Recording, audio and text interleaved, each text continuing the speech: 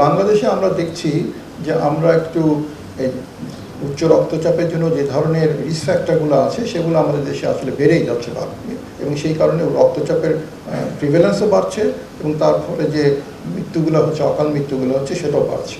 তাহলে কোন কোন কারণে বাড়ে? একটা হচ্ছে আমরা অতিরিক্ত লবণ গ্রহণ, সেটা আমরা বাংলাদেশে বেশি লবণ খাচ্ছি। আমরা জানি, আমাদের গবেষণা আমরা দেখেছি প্রায় আমরা WHO যে রিকমেন্ডেশন 5 গ্রাম খাওয়ার কথা পার ডে, আমরা প্রায় 9 থেকে 10 গ্রাম লবণ খাচ্ছি। শাকসবজি ফলমূল বেশি খাওয়া দরকার, আমরাও সেটা 5 সার্ভিং যেটা WHO রিকমেন্ডেশন সেটা আমরা করছি না।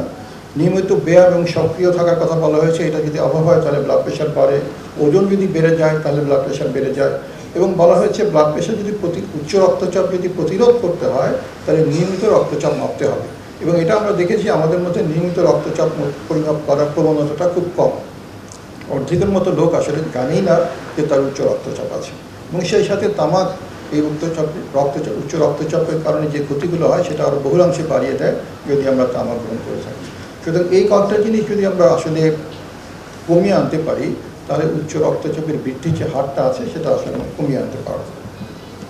এখন যাদের উচ্চ রক্তচাপ হয়ে গেছে তাদের জন্য আবার আরও বিশেষভাবে কিছু নির্দেশনা আছে বা আমরা গুরুত্ব দিয়ে থাকি। সেটা হচ্ছে যাদের উচ্চরক্ত অলরেডি ডায়াগনোস হয়ে গেছে তারা যেন নিয়মিত ওষুধটা খান। অনেক সময় আমাদের দেশে একটা প্রবণতা আছে যে কয়েকদিন ওষুধ খাওয়ার পরেই রক্তচাপ নর্মাল হয়ে গেছে, ওষুধ খাওয়া বন্ধ করে দেওয়া হয়। সেটা যেন না করা হয় না, সেটা আরও ভয়ঙ্কর। কারণ এতে এই ফ্ল্যাকচুয়েটিং যে ব্লাড প্রেশার একবার বাড়ে একবার কমে সেটা আরও বেশি রকম বিপজ্জনক।